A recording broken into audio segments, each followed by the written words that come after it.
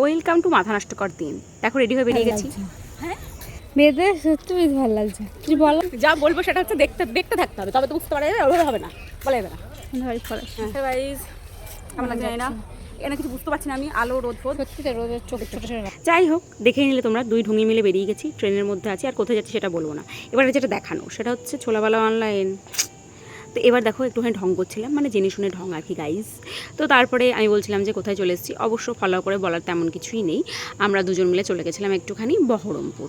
আর আমাদের প্রচুর কাজ ছিল, মানে প্রচুর। অবশ্য আমরা গেছি আর কিছু না কিছু কাণ্ড হবে না, এটা তো হতে পারে না। টোটো স্ট্যান্ডে কিছু একটা হয়েছিল, তারপরে গাদা লোকজন উঠে গেছে টোটোতে, আর একটা নতুন দোকানের খোঁজ পাই, আর সেটাকে আমরা এক্সপ্লোর করতে চলে যাই।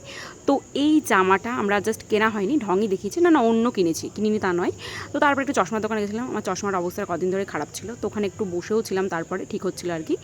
আর একটা কলেজের সময় থেকে আমরা একটা জিনিসের প্রতি অবসেসড, মানে বহরমপুর যাব আর ওটা খাবো না, এটা হতেই পারে না।